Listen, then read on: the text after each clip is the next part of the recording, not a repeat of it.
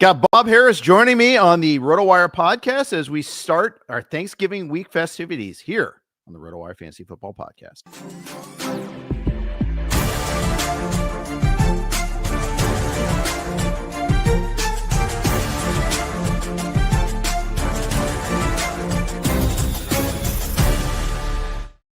Hey, everybody. Welcome to the RotoWire Fantasy Football Podcast. I'm Jeff Erickson here with Bob Harris from footballguys.com. You can find him on Twitter at FootballDieHard. Bob, welcome to the show. As always, how are you? I'm doing great, Greg. Thanks for having me on. Always one of my favorite days of the year. Yeah, this is awesome. I love having you on. I love talking ball with you. I can talk 365 days of the year with you. It's awesome that way.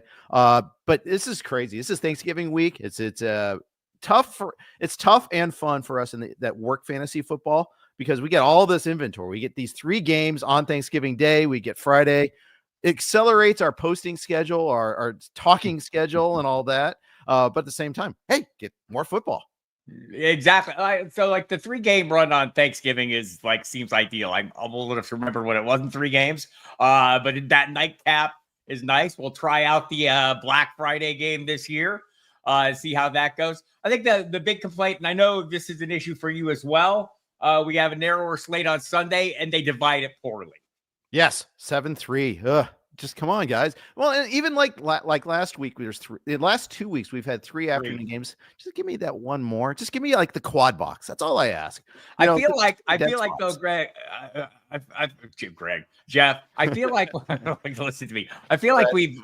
Sorry about that. I feel like we've gone like total junkie here with the Red Zone channel. It's like forced us to like one game is not enough anymore. It must be more. And then now it's 3 is not enough at the same time. I feel exactly the same about it. But, I'm also, again, old enough to remember when we used to have to watch them one at a time. Yeah, that's true. That's true. And then one week out of the year, I do my first pitch Arizona trip and I don't have Red Zone or anything. I'm stuck with whatever's on network TV. And I'm like, oh, what is going on here? What do I do? How do I keep track of everything? It's so funny. And then okay, I guess I'm going to be on NFL Plus a lot this week here as I try to catch up. And oh yeah, that's okay too. It's fine. I don't have to have my perfect setup every week. Is that the same deal that you do though? As you're writing during the week, you've got all the games running kind of in real time, one at a time, and watch them. Then, after watching them in parallel, you do them serially throughout the week. Yeah. Yep. That's my method there. No, I will copped is sometimes I'll watch the condensed games as opposed to the full game, the coach's version and all that. Just, I have so many hours in the day. Yeah. And for sure. I move a little slower than I used to too. So it's okay. But that's the way it is. Let's talk about this week. There's some really tough decisions this week. Starting at quarterback, I want to start off with Jayden Daniels. Is the Cliff Kingsbury experience starting to get found out? Are they starting to is this a different offense than they was before? Is the injury a big deal here? Because the last 3 or 4 weeks, this Washington offense hasn't been the same. I think the Kingsbury answer is the easy one, right? That's the one because we've known it. We've seen it over the course of time. We've also seen, though, rookie quarterbacks. Kyler Murray had a great deal of success for a couple seasons, but sustaining that success in his offense seems hard because defenses do figure it out. Also, defenses have probably to some degree figured out Jayden Daniels' strengths, right? And they're working to those. And I think the downturns kind of coincided with the injury as well. But I think right now, if you're playing him, you're playing that first month of the season. You're not playing the reality of what is now. There have also been some issues on the offensive line. His tackles have been beat up. I think that's been a factor. Now we've got the backfield beat up. The receiving core is not really robust. Noah Brown is given some volume, but is he really a dangerous high-end threat or the kind of consistent producer? Terry McLaurin isn't even the consistent producer we all want him to be at this point. So I think there's a lot of events or a lot of items that are holding Daniels back right now. He's a fantastic player. He's going to be phenomenal over the course of time. I think right now, as you're sitting here, you have to play the reality of the moment. And I want to say since week 7, what is he, quarterback 17 or 16 or something in that range? Right. I think the upside is there, right? Look, you're talking to the guy who still might play or not Anthony Richardson any given week because of that super high end upside. And maybe you need that some week. Right. Maybe you need a swing for the fence play. I think you still think of Jayden Daniels as that, but just realize he hasn't hit it for a while. Yeah, he hasn't. And I don't know if the ribs are part of that still. He was willing to run a little bit more against the Cowboys this last week when we've seen in previous weeks, but also there's 3/4 of the pretty stagnant offense. And then all of a sudden a fourth quarter of madness in that game. One really horrific prevent the win defense there by the Cowboys play. I still don't understand how that play happened. How many times do we see that though over the course? Like how many plays in that game alone? Like the Cavante Turpin spin that he was spinning against nobody, and it seemed like the most effective spin of the day, 5 yards away from anybody. That seems like that's the NFL. I know we're doing the show on Sirius, Mike Dempsey and I, during the games, and it seems like they're usually a tale of two halves. The first half we're all, oh damn, I wish this was a good game. Then the second half they just light up. And how many times do you get it on X or Blue Sky, wherever, where someone's lamenting your takes on a player, and like I just try to remind people, they play two halves of football. I know you want to get in on this like in the first quarter, but might be a different story when all is said and done. I think we're seeing some of that a lot. Yeah, last Thursday, you guys got the awesome snow-filled second half. We had the first half there, which was, there were some moments, but that second half was crazy bonkers. There's so many things to react to there where we were getting kind of some crazy, some just stuff there. It feels like that's the case. You and I, we both have shows on Sirius back to back on Monday and Thursday nights with that standalone game. And sometimes, we get some really crazy good games, but like Ravens Bengals. Okay. We both got to enjoy a lot of bonkersness to that one there. That was super fun, but for sure. I think like the perception is maybe because we're working, like they're like a lot of bad games. I don't think they're as bad as we think they are because we're probably on the air and we're having to talk about them in the moment. I think this year more of them have ended up being pretty exciting. Even Al Michaels, it seems like he's getting into some of them. Yeah, absolutely. And the thing is, that's the other thing. I miss out on everybody complaining about Al Michaels because I can't have the volume on. I'm broadcasting there. I get to miss out on the Manning brothers, and that's a bummer because I think that the Manning cast, I've enjoyed it when I've caught parts of it there. Belichick's appearances apparently have been very good. I've missed out on all of them, but I think Belichick, the media version of Belichick is, so much better than the coaching version of Belichick. Inside the NFL, our show, Ryan Clark and Chris Long, and who else? Ocho Cinco. It's a pretty entertaining show, and you get some pretty interesting views, and you get a little more behind the scenes than obviously Bill Belichick was giving you. Now, I'm waiting to see if has the game passed him by from like the coaching angle, or is he going to get back into it? That's going to be interesting to see him what he can do if he does get back into it. I'd like to see how it play out. If he me too. I'd like to see him and Vrabel both get head coaching jobs next year. I think the window is now. This offseason has got to be it for him. It's now or never for him. So Vrabel's going back to the Bengals, right? When they fire Zach Taylor. Yeah, maybe. And I wouldn't mind that. I go back and forth on Taylor because some of this is clearly not his fault. Like not signing Jesse Bates 2 years ago, still hold that against the front office there because it made such a difference. Hey, we drafted Bates before. We can find the next one. Or maybe you can't. Maybe you didn't. I don't know. But same time, every September, they're just not ready to answer the bell. And how about the not paying Jamar Chase? Is it not like for me, like every day you wait, it gets more expensive. Yes. It's the Jerry lesson. Yeah. Right. Absolutely. Like you would think I would have thought they would have got something done. I know the Bengals have a like a reputation as being cheapskates, but they're really not. They paid up some big money. Joe Burrow, they made him one of the truly highest paid players at his position. And I think they've done that before with players. I just was surprised they're dragging their feet or waiting it out. Maybe it just has to do with the other contracts. It's all guaranteed money. To deal with it. Yeah. It's all about the guaranteed money and the complaints that he's not liquid enough. And I don't know if I buy into that, but with the guaranteed money, you have to have that cash up front. And so that's always been something that's held them back and doing. That's why T Higgins is going to be playing for another team next year, and it's going to stink. It's going to just because he's going to be great for maybe maybe like the grass isn't always greener though. The new destinations don't always work out fantastic for some of these assets. I'm like I relive my you go back this far, like the Alvin Harper move from Dallas to Tampa Bay was one of the first like big free agent flops, at the wide receiver position.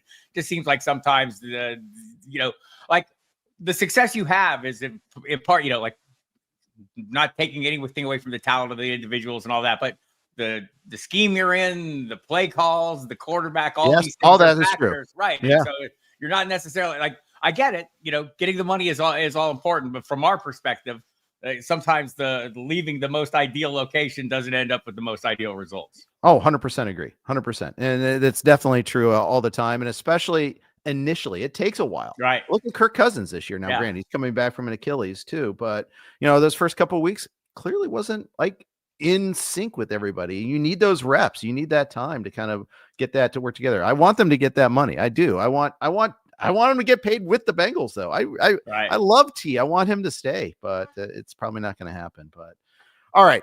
Jordan Love. It's hard to be a fan, Jeff. That's for sure. Amen to that. I take a different approach. I hate all 32 teams equally. So I don't have to worry about that with the fan part, Jeff. I understand, man. A lot of people just root for their fantasy team. They just root for their bets, and that is fine. You consume the NFL the way you consume the NFL. It's all good for sure for that.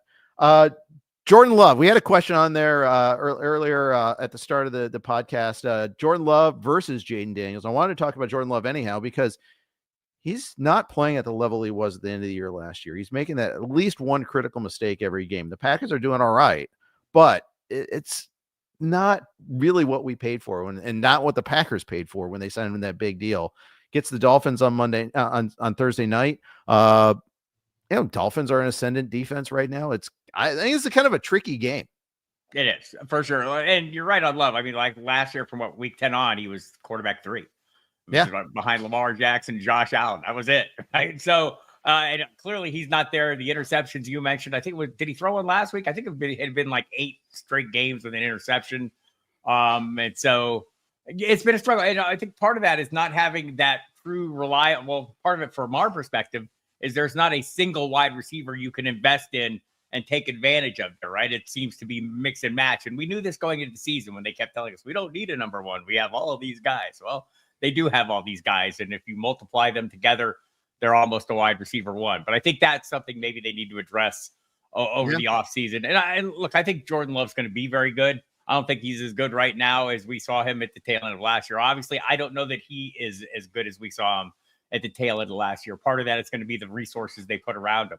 Right. Fortunately, right now they can lean into Josh Jacobs, who seems to be more than capable of carrying this offense, on his own, and then making a few plays here and there. But when you have like receivers, I know, Christian Watson was a player I invested in, like a 9th round pick. There was 2 guys I was drafting in the 9th round: Christian Watson or Jameson Williams.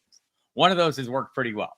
One of those is not, right? And so we heard all the talk. He went to see the scientists and they fixed the hamstrings. They did. This year, he's going to go back to the scientists and they're going to work on the hands. Yeah. Oh my gosh. That drop right before halftime last week. Oh, swung so many fantasy matchups. Could have ended that game basically. But the week before. Yeah, go ahead. Well, yeah. But think about how he started his career. What was the first play you remember of him? Vikings. Yep. Bouncing off his hand. So, but you're right. Last week we were tantalized. We got that taste of what could be. And so, we need that on a little more consistent basis. But the same with Jayden Reed, like, we kind of had the hopes that he was going to be the Wisconsin Debo, as Michael F. Florio, our friend at NFL Network, calls him. And they just can't seem to get anybody going with any consistency. It's more of a whack-a-mole situation week to week. Which guy is going to show up? And you throw in, the Dontavian Wicks week here and there, or the Malik Heath week on occasion. I mean, it's pretty hard to predict. So that makes it hard to leverage the other half of whatever Jordan Love's doing. And right now you can't play the Jordan Love side of it either. So it's rough. You haven't played in a Sirius XM host league until you've picked up and dropped Dontavian Wicks. I'm convinced of it there. Sure. I've gotten whipsawed by that guy so many times this year. It's crazy. He had he has the massive game when nobody starts him. Then, you have one of the receivers missing next week against the Rams, and he gets nothing, absolutely nothing. And that happened to be the Tucker Kraft week, against the Rams instead. It's like, okay, fine. Tucker Kraft went off. I get it.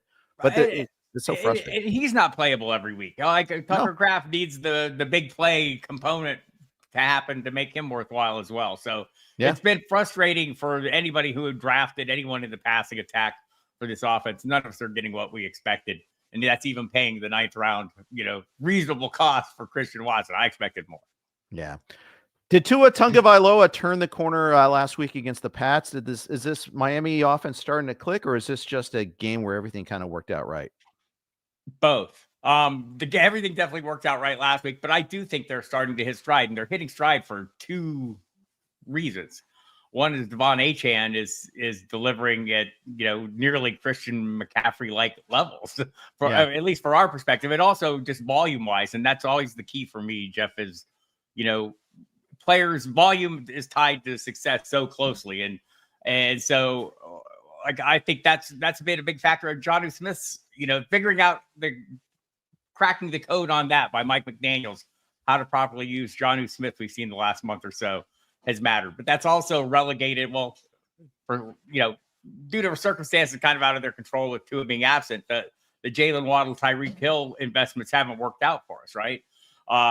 Week one was great, and then it has not been great, and now it looks like it's going to be one or the other, along with Jonnu Smith, like as the co-star to the Jonnu Smith show. I was talking to Matt Waldman earlier this week, and that's how we were describing it. Like Jonnu Smith's going to be the star, and so someone's going to be the Starsky to his Hutch, right? And it's going to be one of those guys, but you don't know which one. But I do think Tua has moved into probably rather play him than Jordan Love this week for sure. But I think we're getting to the point where weekly, every year we go into drafts and we find ourselves going, man, this guy has all these weapons. Why aren't we drafting him higher? And I think Tua kind of falls into that category, except we all were kind of a little bit more in on him, and it didn't pay off. But I think it might pay off down the stretch.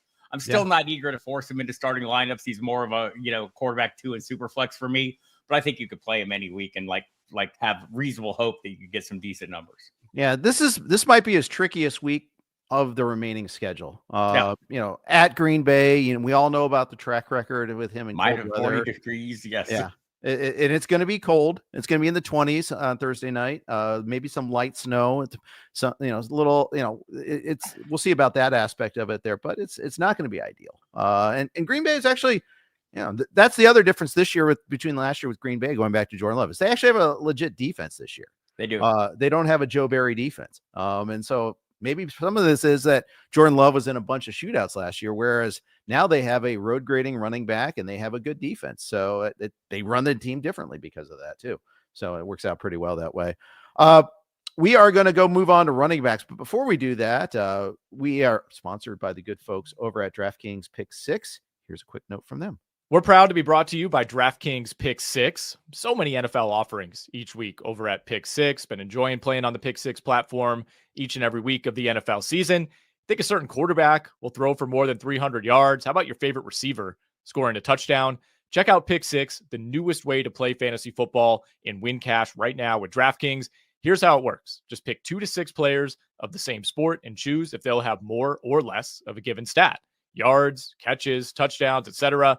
Lock in those picks and compete against opponents for a shot at huge cash prizes. Download the new DraftKings Pick 6 app now and use our code ROTOPICK. That's ROTOPICK. Again, ROTOPICK, ROTOPICK. If you're a new Pick 6 customer, play $5, get $50 in Pick 6 credits guaranteed. Just use that code ROTOPICK. Gambling problem? Call 1-800-GAMBLER. Help is available for problem gambling. Call 888-78-89-7777 or visit ccpg.org in Connecticut. Must be 18 plus. Age and eligibility restrictions vary by jurisdiction. Pick 6 not available everywhere, including New York and Ontario. Void where prohibited. See terms at pick6.draftkings.com/promos. Thank you to esteemed colleague Nick Whalen for that dramatic read from Pick 6, and thank you to Pick 6 for sponsoring us. I'm here with Bob Harris, football diehard. You can find his work at Football Guys. You can hear him on Sirius XM Fantasy Sports Radio with his good buddy Mike Dempsey, our good buddy Mike Dempsey, every Monday, Wednesday, Thursday nights on the channel. Friday night too. Friday night, Saturday night too. Yeah, and I did the contest with you guys a couple of weeks ago. As always, that's always super fun. I love doing that, by the way. It's one of my favorite things of the year. The one that is the highlight of our week every single week. Nobody likes that more than Dempsey. No one loves winning that more than Dempsey every week. Yeah. But you kind of got to play the long game as well from our perspective. Yeah. And it's fun watching the hosts and the listeners come in and being a little more mercenary Yeah. And it just the whole Screw thing. the future. Yeah. Forget the those future. guys. 100%. No moral hazard here. Let's just go get the best 100%. player. I love it. All right. James Conner was really stifled by the Seattle Seahawks last week, which is a shame because prior to that, he had been, the Cardinals have been just this shredding team. He's been great. He's kind of one of the engines that drives that Arizona offense. When we last saw him prior to the bye, they were killing the Jets. Just like a perfect offensive game. And then they just got shut down by Mike McDonald's crew in Seattle. What do we expect in another tough matchup this week against Minnesota? Yeah, it might be hard to run again. The Minnesota defense is interesting because the secondary is super generous, but the front half is way tough on the run and also tough on quarterbacks. I mean, the pressure, if the quarterback can beat the blitz and beat the Brian Flores, schemes, then you're going to have some success. So I'm a little worried about Conner this week. And I think, we're seeing a little bit of Trey Benson and getting a little taste of what, the future looks like there. And maybe the Cardinals are too. I think, what I keep going back to, Jeff, is last year's, late season run by the Cardinals. Kyler Murray came in like week 10 and played reasonably well in an offense he's never played in, right? He's been an air raid guy since he was in diapers. And here he comes in and it's a more traditional offense that Drew Petzing runs. And by the end of the season, the last 4 games, they were one of the best offenses in football. Yeah. And I don't know if we get the same kind of build up this year, if the schedule will allow it. But I do think, once I get past this week, I'm a little more confident in James Conner, who has just really been an overlooked commodity during his entire time in Arizona. He's consistently high-end finishes, super solid. I know the perception is there are injury issues. He does miss some games here and there. So I don't want to say, I tend to be injury agnostic. I think everyone gets hurt. It's the NFL. Right. Yeah. And so, you better build a roster that can help compensate for those weeks when your top players are out or on bye or whatever. So I love Conner and I like this offense. I think we all wonder if, what is the real Kyler Murray? Who is this guy? And that seems to be a little defining factor. I was so encouraged the way he came into that offense, though, and clearly worked hard at it. Like he was not playing Call of Duty the entire time he was off. He was putting some work in on that offense because he hit the ground running pretty good. So part of it is always like, we just mentioned it with Jayden Daniels. I mean, it's not like defensive coordinators go to bed. They're a exactly. Too, yeah, right? exactly. They're trying to figure these things out. So I think Kyler Murray seems to be I don't want to call him the weak spot of that offense because he is a strength, but he's the thing that slows them down the most. And I think it's not James Conner. I think James Conner is basically the heartbeat of that offense. When he's on point, everything else works better. And I don't know that he will be on point this week. Yeah, I agree. Because Minnesota is really tough against the run. Yep. Really, really tough against the run. So I had a hard time ranking him. Another play I'm having a hard time with. We had breaking news this morning. Breece Hall sitting out with knee soreness, and he's uncertain for this weekend. All of a sudden, coming off the bye, this is kind of a shocker here. He actually looked good against the Colts prior to the bye week. Facing a Seattle defense, we just talked about shutting down James Conner. I don't know what to do with Breece Hall this week. Yeah, I kind of had him outside. I want to say my top 10. Where do I have him at this week? I think I just moved him down in events of this news. So I think once again, like the early part of the season made it tough to figure him out because it was not going well. I think the change to Todd Downing as play caller kind of worked in his favor. They put a little more effort into getting him the ball. I think I'm going to be more interested in him in DFS if he plays than I am in my season logs. I mean, you're going to play him right season long, but this week, it might be the last week you actually have options, right? You got the big bye week coming next week. So I think he's a hard guy to sit and you're hoping he gets the volume, but this offense, the times it hits best is when Aaron Rodgers is working and he hasn't been working very well. No, that's true. That's absolutely true. And it's so funny. Like they had the play caller change earlier on. Right after that, Breece Hall seemed like he got unlocked for 2 games. They're throwing him the ball. That Buffalo game. Remember, they're throwing Breece Hall the ball, and it's like, do more of this. This is great.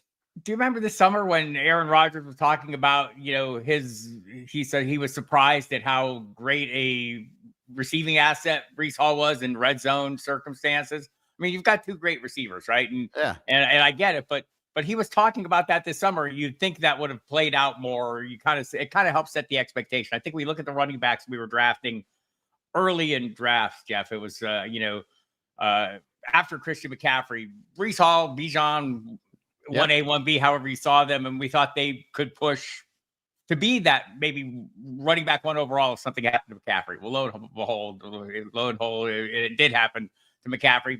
And Saquon Barkley was probably a guy that was at the tail end of that conversation. And he's the guy that's come on. The volume has mattered to him. I don't think any of us saw Alvin Kamara coming. But I think Hall and Robinson both have been, compared to what we invested in them, have been a little disappointing. Yeah, absolutely. You watch Robinson play and you're just like, just give him the red zone carries. Why do we have to run Tyler Algier into the pile 3 times before we finally give Robinson that goal line thing? Always bugged me. It was like, okay, this is a reference you'll get because you're of the same age as me. Like Brad Baxter would always vulture touchdowns from Freeman McNeil. Barry Sanders would lose touchdown carries. These guys are good at the line because it's not just heft. It's not just pushing the line. Vision matters. Yeah. Even in short yardage situations, it always drove me crazy that these really good backs would lose goal line carries. Yeah, we've even seen a little bit this year with Hall, with Braylon Allen coming in at times. Yeah. I mean, I see that 0 in the backfield way more often than I think I should. And I feel the same way about Algier as well. I mean, like, why are we doing this? And we go back to, again, the talk, and I keep going back to it because I think it's super important. One of the things that makes Christian McCaffrey a player and a half at his position, or has in the past, is the fact that he gets every touch, right? It just, they don't pull him out. And you look at guys that surprised us last year, whether it was Rashad White, had as many carries, almost as many touches as Christian McCaffrey. He puts in a remarkable season. You think of Kyron Williams down the stretch last year. He was getting 25 touches a game. He was running back 2 over the final 5 games because of the volume, right? And you look at Alvin Kamara this year. Yeah. I mean, he's putting up tremendous numbers. Why? It's tied to the volume. So Joe Mixon this year, getting all the volume. Saquon Barkley, getting all the volume and doing amazing things with all the volume. So, I mean, that's so when I see a back like Breece Hall, I wonder why he's not getting the volume. When I see Bijan Robinson, who's honestly, when I take an objective look at it, this feels more like just a complaint that why isn't he getting all of it? Because he's getting a good number. And so is probably Breece Hall. But I think, we're greedy as fantasy managers. We want it all. We wanted to go back to the halcyon days there where, the workload back was there's 20 of them. Yeah. And we could count on that. Yeah. And that's just probably not going to ever happen again. It's just the way it is. I'm getting so many questions already about Kareem Hunt versus Isiah Pacheco this week. No. The problem is we don't know. I mean, the short answer for me is I don't know how the breakdown of carries is going to work out. Are they going to ease Pacheco back in this week against the Raiders on Friday? And we have to make this decision early. That's the other thing that we really have to. It's a really tough call. We start parsing the language that's being used. And I know like Matt Nagy spoke yesterday and he was kind of like a little more positive than I've heard. But then I heard Patrick Mahomes make a comment about how great it's going to be when Pacheco's back up to speed. Right. Mm-hmm. I think, okay. And then I think back to other players coming off those lower leg fractures. Tony Pollard, I'm looking at you. Yes. By his own admission, it took him 10 games to get right. And that was, 6 months removed from the injury, right? When he started the season. Or 7 months. So I'm like all over on this one. I ask everyone I talk to, every single guest we have on the show and all the people I work with, like, what do you think about this?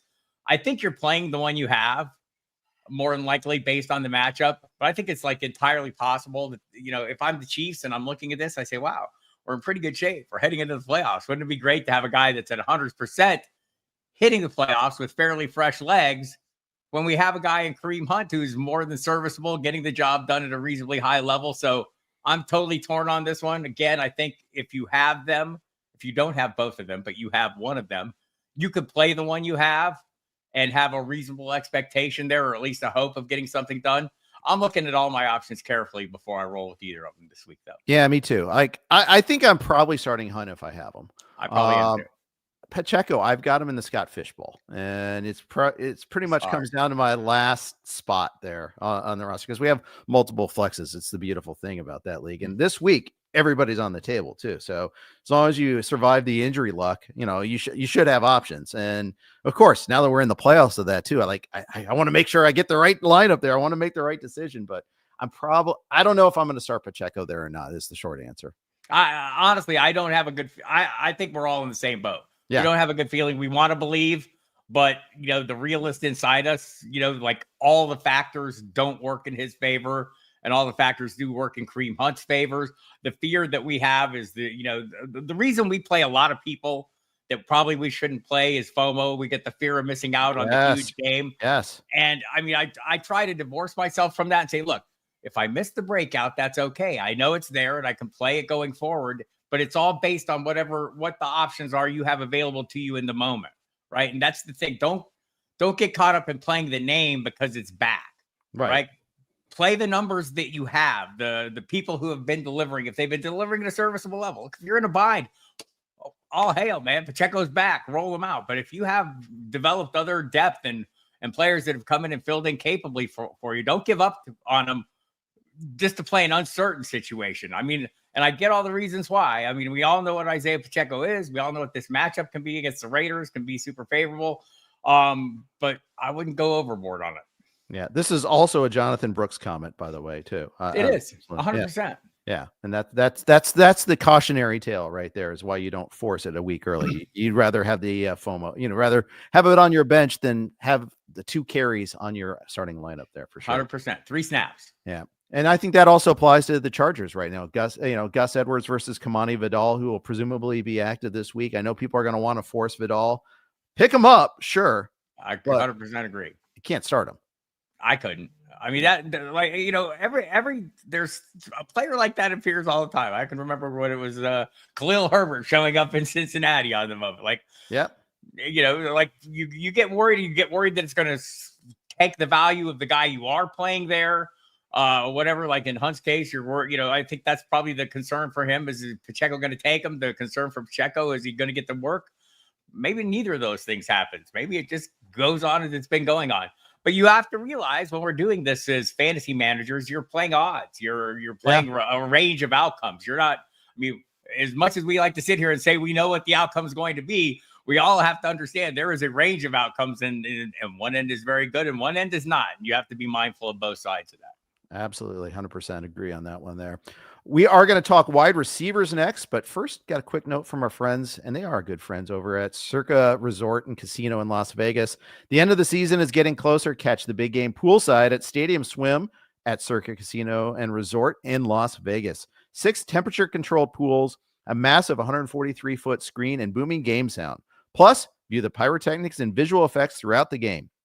Grab the best seat in the sun with daybeds, poolside boxes, cabanas, and more. Stadium Swim's big game viewing party is February 9th, only at Circa Resort and Casino. Space is going fast. Reserve your spot today at circalasvegas.com. I know RotoWire loves Circa. We go there every summer for our annual conference now, and I go there for Radio Row to promote a couple of their contests right before the start of the season. It's a great place for fantasy players and football fans alike. Yeah, it looks like a great party every year. I feel very left out. Yeah, it's yeah. And hey, go there sometime. Just the sports book alone is just ridiculous. It is crazy nice. And the owner there, Derek Stevens, is living his best life. I see him there. Every time I'm there, he's there at his own place. He's always shows up on VSiN. Of course, it helps that his Lions are awesome this year. He's just very fantasy friendly. And, I love businesses that support us. You and I grew up fighting for space everywhere we could. And now it's mainstream and I love it. Yeah, it's totally true. I mean, I think you can kind of remember the point in like, what I want to say, the mid to late 90s where the NFL finally realized hey, wait a minute. These guys watch every game right to the very end. This is our bread and butter. We should do them, not fight them. Yeah, exactly. The NFL got it first. They did. The NFL and NBA got it before baseball did. And now it's just great. I don't have to explain what I do to people now. People get it. I do have to explain it, but not as much. Yeah, exactly. Let's talk wide receivers. Malik Nabers, does the squeaky wheel get the grease this week? Yeah, it doesn't matter. To be fair, the squeaky wheel has been getting greased all year long. I don't think, what does he have, a 30% target share pretty much, more or less every single week. Maybe gets at the full game this week. Malik Nabers is, I go in every year and this is more of a draft situation than an in-season situation. But when I'm drafting players, I don't let less than ideal quarterback situations scare me off. I mean, we have too much evidence that good receivers overcome their quarterback situation. And sometimes the quarterbacks end up being better than we think. Not always. Like Adam Thielen, being wide receiver 12 through 12 games last year, finished his 18, playing with one of the worst quarterbacks we've ever had as a rookie coming into the league with Bryce Young.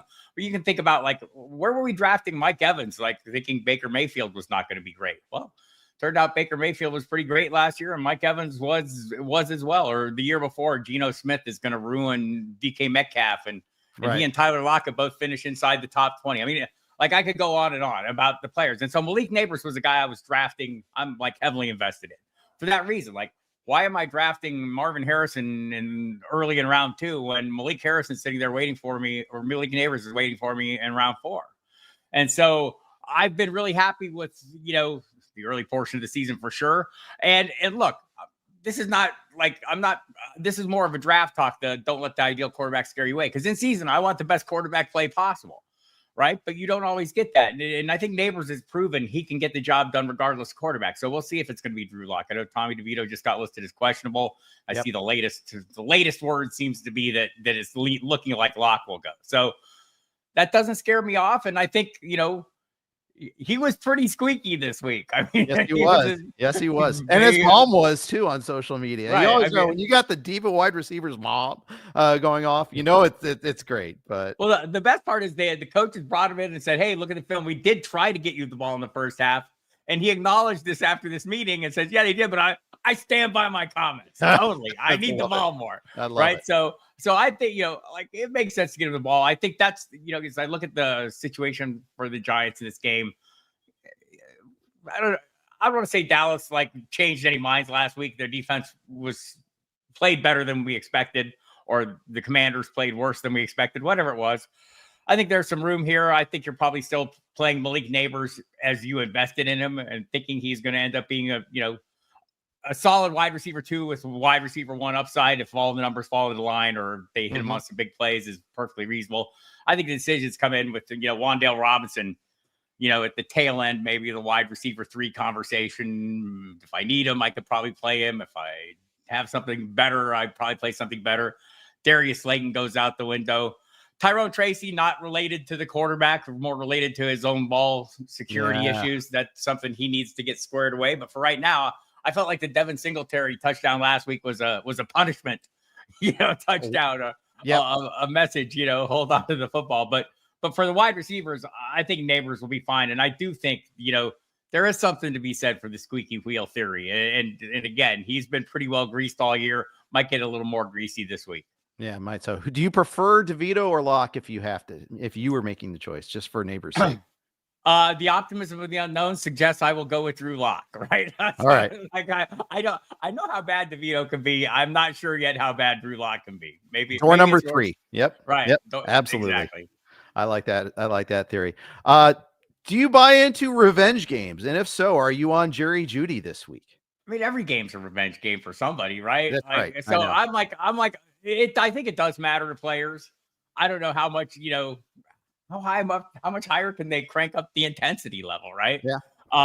So I'm a little concerned about the passing matchup, as I am every week for every team facing the Denver Broncos, but some teams have had success, right? So I think the success for Cleveland will come if they get back into the neighborhood of 40 plus attempts, right? Which we saw the first 3 Jameis starts. If we see that, there's plenty of bandwidth to go around. And I've been Jerry Jeudy, I'm going to say, I've had a little bit of a blind spot to him, or maybe he's blinded me to him, early in his time in Denver. And I feel like I was blinded to him when Jameis took over, or maybe I was just blinded by Cedric Tillman. I was way more interested in Cedric Tillman. Everybody was, yeah. Right. And I think Cedric Tillman can still be, that player we saw the first couple games, that 20-point guy that, or certainly high teens guy. But man, I'm not going to be dismissive of Jerry Jeudy. You look at the targets he had in the 340 plus, past games. It was 11, and 8. Yeah. That's, again, volume. I'm going to sound like a broken record here, but this is what I'm looking for. And he's getting it. And by the way, Elijah Moore is not being overlooked in this passing offense either when it's working. Oh, yeah. So I agree. So I'm not 100%, confident this week. I was way out on Atlanta last week, but that, the Denver defense, there have been weeks, but weren't most of those weeks that they weren't good when there was no pass Surtain? So he was He's out a couple games with a concussion. So yeah, I'm trying to temper my enthusiasm about this whole passing attack. I think Nick Chubb is not necessarily going to be the guy, being last year's Nick Chubb this year. Maybe in the future, maybe he could, get all the way back. But I don't think we're going to see him at that. And part of that is the offensive line's not as good, and that needs a little bit of repair as well. So I do think they might need a little Jameis Winston, and running into the juggernaut that is Bo Nix, they might need to throw the ball a bunch. So I wouldn't be out on Jeudy, but I'm not leaning into it. I'm not leaning into it this week. Like I was a little interested last week and ended up playing him. Like I don't have him I hardly drafted him at all. I think the only time I drafted him, I was like a panic draft early in the year. How you get caught up, like you get sniped, right? And you don't have somebody in your pocket, and I grabbed them and I really regret it in the moment. And now I'm really happy about it. Yeah. But you only do like 7,000 drafts, you and Mike both. Right. But, yeah. Right. But I think that I don't want to get carried away with again, we tend to like blow in our mind up to extremes. Like this is a super tough matchup. I mean, people are still playable. People still producing super tough matchups. Not necessarily the people going directly against Pat Surtain. Right. Some have, but most haven't. Right. So, I mean, you got to kind of take that into account as you look at your list of options available. In the league that I have him in, I probably will be playing Jeudy this week, but I wouldn't be looking to force him in this matchup. Yeah, I think that's a fair comment. And especially if Tillman doesn't play, it actually skews negatively in a way because that means more likely that Surtain's on him. Right. For sure. So, unfortunately, I think the extra day may work out for Tillman, but I haven't heard a lot of positive reporting on him yet this week. No, I haven't either. Yeah, I've been trying to keep an eye out for that. The Carolina Panthers, Bryce Young has been cromulent lately. I don't know if maybe even good against the Chiefs. I think he actually showed some things. I think he was. Yeah. Is there a Carolina receiver that you would be happy to start in a pretty good matchup against Tampa Bay this week? I keep wanting to go back to Thielen, and I was a little bit like, I think I pushed it a little bit last week, and clearly he was not, speaking of being eased back in, it seemed to be the case. I don't know where Jalen Coker's at this week. I think that might be a factor too, but it seems like Leggett is the guy. Like if you had to play one, he's the one you want to play right now. And I probably still have more Thielen, and I will probably still consider playing him because I think this will be a better week back. I keep going back to last year. The connection was established. I know early this year, it didn't seem to be the same, and it wasn't because Deontay Johnson was there and he was commanding a huge target share. I think, if you're heading into last week's game, if you go back through the full 18 games they've played together up to that point, Young and Thielen, the target share was well over 20%. I think it was close to 25%. Yeah, I could play that, right? Yeah. Yeah, that's right. I agree.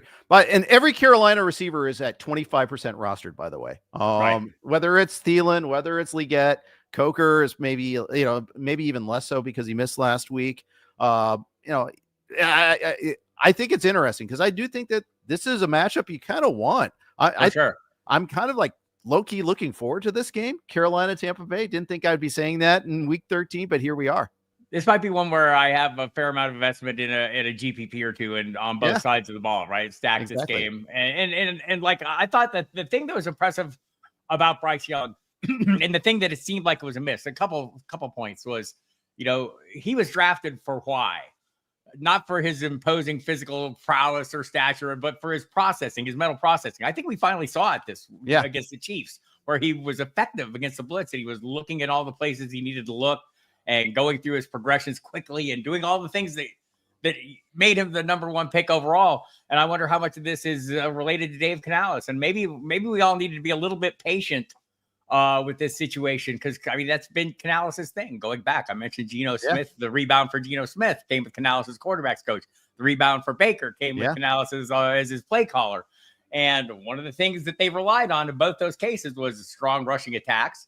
I think we're seeing that in Carolina. I think all the pieces are there, right?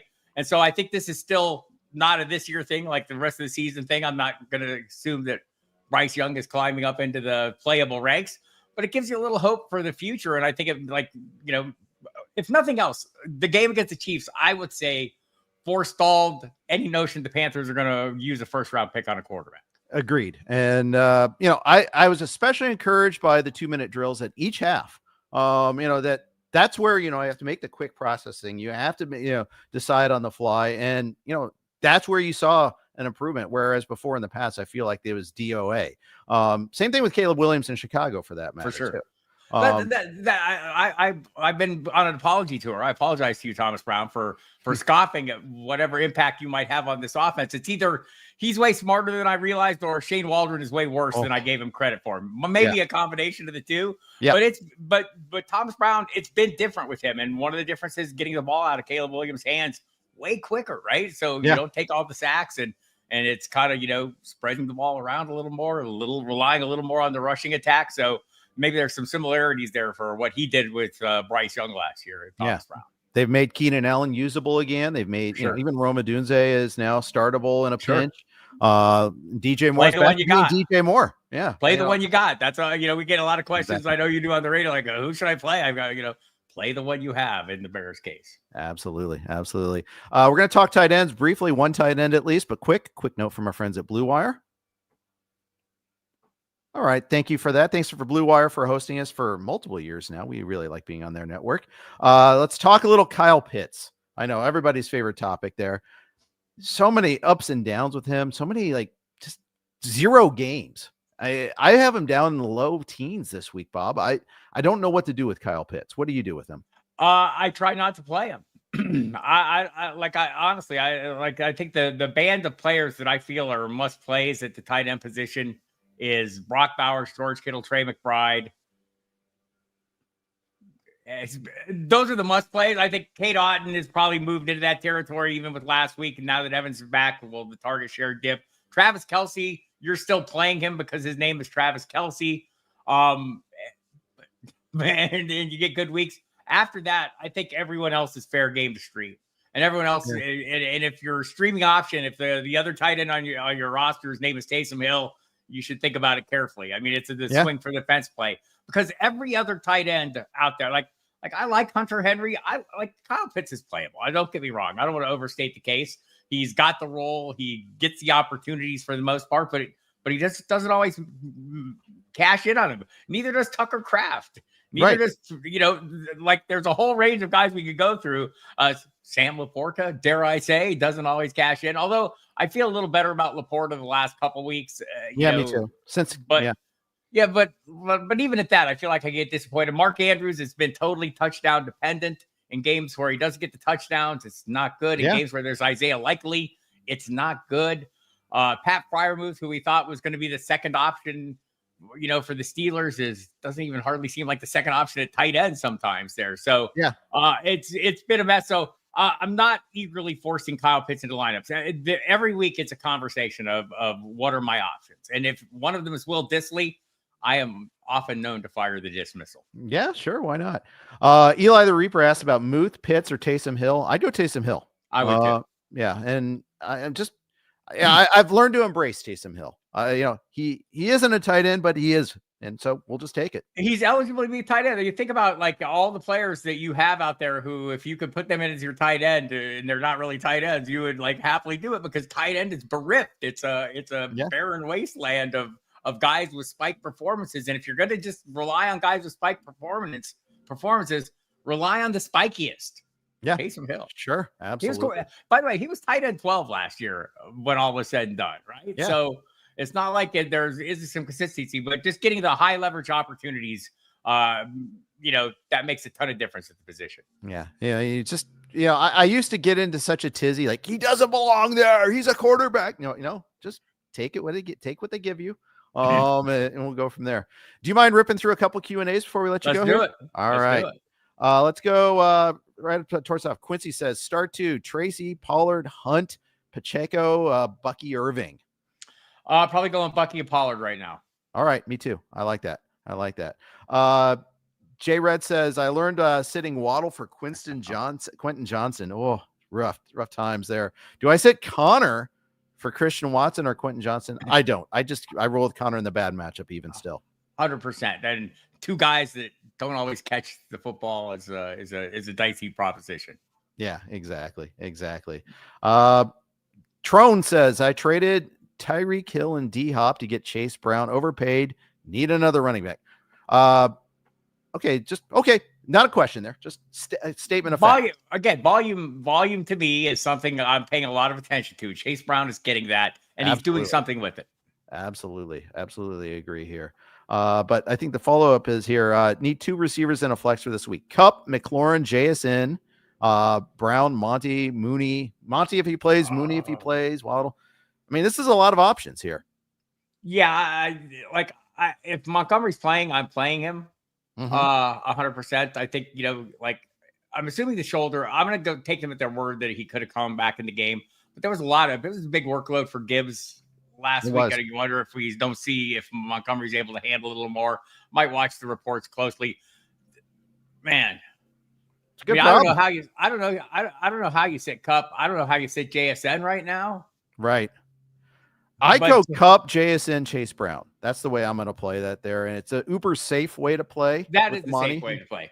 Yeah, that is a safe way to play.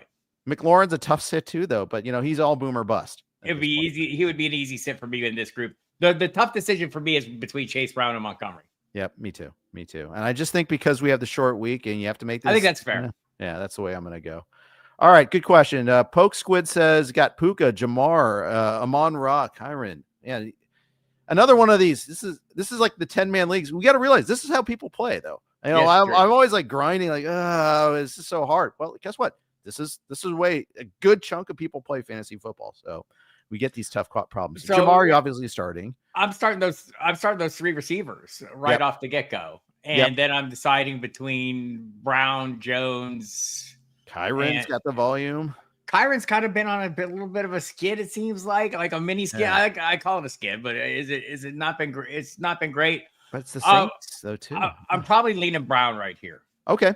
I can get behind that one. I can definitely get behind that one there. We'll take a couple more of these before we sign out. Who to drop? Brooks or Kincaid? Plenty of running back room. Has Disley and Pitts at tight end. Kincaid's another guy that just not what we paid for this year. Honestly, of that group, I'm probably as likely to play Disley based on the volume he's getting and receiving. You have enough tight ends to get you through. I don't know that Kincaid's ever going to give you a high end week. That said, I don't know that Brooks is ever going to give you a high end week. I think the hope with Brooks is next year that he and Chuba Hubbard emerge as a Gibbs Montgomery backfield. Barring an injury to Chuba, and for that reason, I'd probably hang on to him in case there's an injury to Chuba over Kincaid because you have the other 2 pieces in place. I just don't think Kincaid, even though he's like the most targeted guy in that offense when he's there, he just doesn't translate to fantasy points. No, he doesn't. I agree. All right. There are a zillion questions, and I apologize we couldn't get to all of them, but you know what? You can hit us up on our respective Twitter handles. He's at Football Diehard. And of course, check out Bob's work over at Football Guys. Check them out on SiriusXM Fantasy. They take tons of callers as well. So they're happy to hear from you on that. And you can check out my value meter on RotoWire. You can use our Ask an Expert service. Lots of different ways to get your questions answered. Sorry, couldn't get all of them here in the live stream, but thank you everybody for chiming in. Bob, thank you for joining me. Have a great Thanksgiving and keep up doing the great work. You did say, Matt. I'll look forward to catching you on Monday and Thursdays too. Absolutely. That's a good sign to do it for here. Good luck on Thanksgiving, everybody. And go get those lineups and those fab bids set now. A lot of early fab bids this week. Take care.